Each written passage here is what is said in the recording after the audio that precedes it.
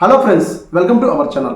ఈరోజు వీడియో వచ్చేసి రేషన్ కార్డుకు సంబంధించి నాదెండ్ల మనోహర్ గారు మరొక అప్డేట్ అయితే తీసుకురావడం జరిగింది. సో అప్డేట్ ఏంటనేది ఈ వీడియో ద్వారా మీకు తెలియజేయడం అయితే జరుగుతుంది.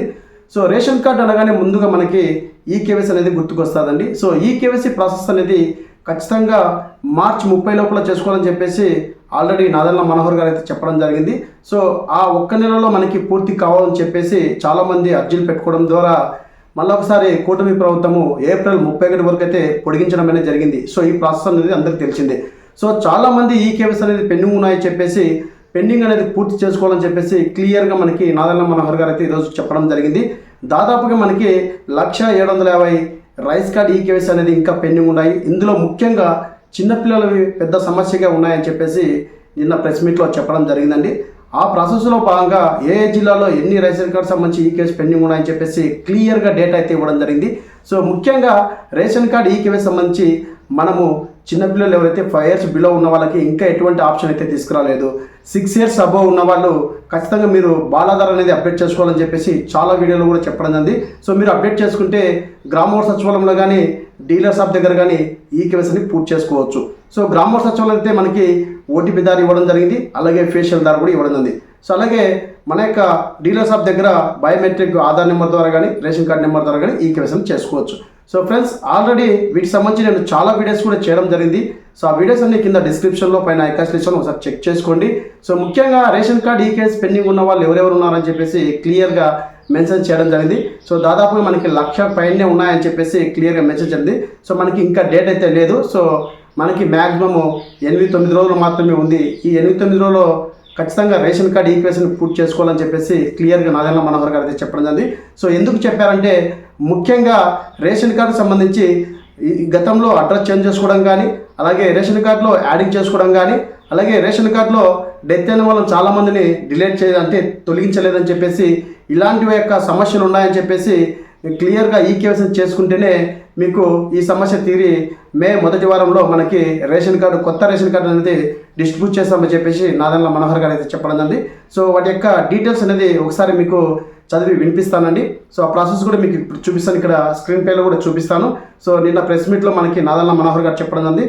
ఏ జిల్లాలో ఎంతమంది రేషన్ కార్డు సంబంధించి పెండింగ్ ఉన్నాయని చెప్పేసి క్లియర్గా కూడా మనకి డేటా ఇవ్వడం జరిగిందండి. సో అలాగే రేషన్ కార్డు సంబంధించి ఏమైనా సమస్య ఉంటే కింద వాట్సాప్ గ్రూప్ లింక్ ఉంది, అందులో జాయిన్ అయ్యి డైరెక్ట్ నాతో కాంటాక్ట్ అవ్వండి. ఇంకా మీకు ఏమైనా డౌట్ అడిగినా కామెంట్ సెక్షన్లో కామెంట్ చేయండి. వీడియో నచ్చితే ఖచ్చితంగా లైక్ చేయడం మర్చిపోకండి. అలాగే ఎవరైనా మన ఛానల్ కొత్తగా చూస్తుంటే వెంటనే సబ్స్క్రైబ్ చేసుకుని బెల్ ఐకాన్ ఆల్ అని పెట్టుకుంటే నేను వీడియో చేసినప్పుడల్లా మీకు నోటిఫికేషన్ అని రావడం జరుగుతుందండి.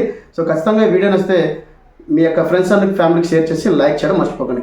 ఇప్పుడు మనకి ఇచ్చినటువంటి ఇన్ఫర్మేషన్ ఏ విధంగా ఇచ్చారు, ఏ జిల్లాలో ఎంతమందికి పెండింగ్ ఉన్నాయని చెప్పేసి క్లియర్గా డేటా అయితే ఇవ్వడం జరిగింది. ఇది ఇప్పుడు మనం చూద్దామండి.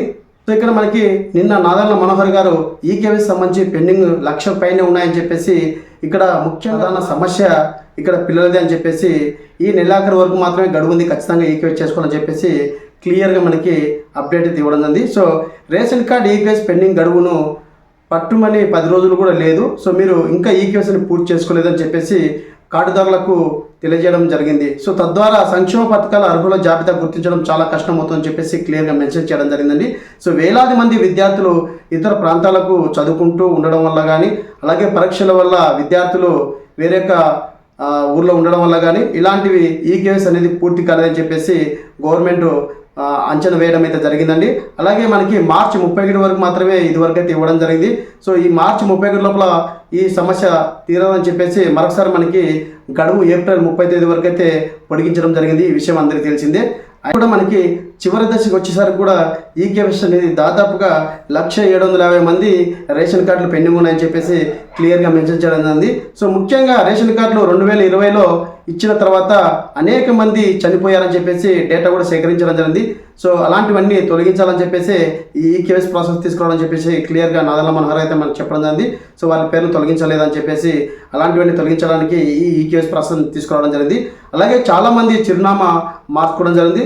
సో మార్చుకోవడంతో పాటు వారు కొందరు ఈ కేవైసీని పూర్తి చేసుకోలేదు, అలాంటి వాళ్ళు ఈ కేవైసీ పూర్తి చేసుకోవాలని చెప్పేసి క్లియర్గా మెన్షన్ జరిగింది. అలాగే చిరునామా మారినా కూడా వారు ఎక్కడ రేషన్ తీసుకుంటున్నారు, ఎక్కడ ఈ కేవైసీ చేస్తున్నారని చెప్పేసి కూడా ఇక్కడ క్లియర్గా డేటా లేదని చెప్పేసి ఇక్కడ నాదెండ్ల మనోహర్ గారు అయితే మనకు చెప్పడం జరిగింది. అలాగే చాలామంది తెలియక ఈకేవైసీని చేయించుకోలేదని చెప్పేసి కూడా క్లియర్గా మెన్షన్ చేయడం జరిగింది. సో పెండింగ్ ఉన్న వాళ్ళు ఖచ్చితంగా ఈకేవైసీ పూర్తి చేసుకోవాలని చెప్పేసి ఈ రేషన్ కార్డు సంబంధించి నాదెండ్ల మనోహర్ గారితో నేను ప్రెస్ మీట్ చెప్పడం జరిగింది. అలాగే వేలిముద్రలు పడని వాళ్ళు, అలాగే పక్క రాష్ట్రాలకు ఉద్యోగాలు చేస్తూ అలాగే విదేశాల్లో చదువుకుంటున్న వారు కూడా ఇంకా ఈకేవైసీ పెండింగ్ ఉందని చెప్పేసి అందువల్లనే ఈ సంఖ్య తగ్గలేదని చెప్పేసి క్లియర్గా మెన్షన్ చేయడం జరిగిందండి.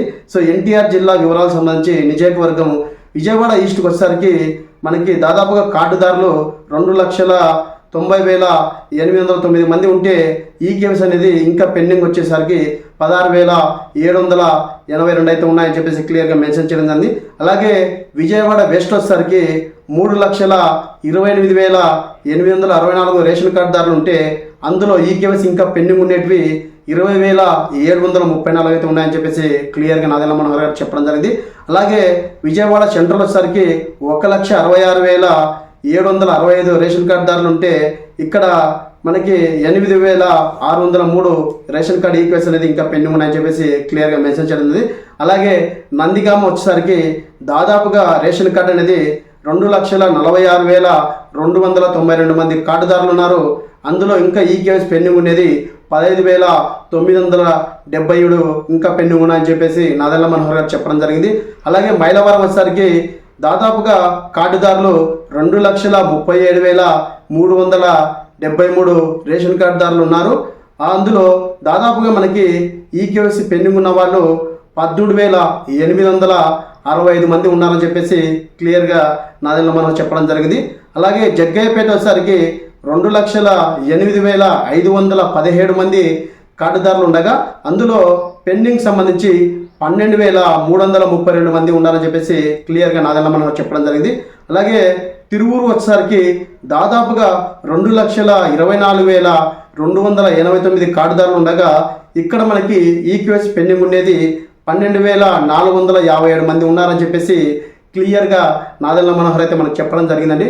సో ఎవరైతే ఇంకా ఈకేవైసీ పెండింగ్ ఉన్నాయో అలాంటి వాళ్ళు వెంటనే గ్రామ వార్డు సచివాలయంలో కానీ అలాగే రేషన్ కార్డు సంబంధించి డీలర్ షాప్ల దగ్గర కానీ ఈకేవైసీ పూర్తి చేసుకోవాలని చెప్పేసి క్లియర్గా మెన్షన్ చేయడం జరిగింది.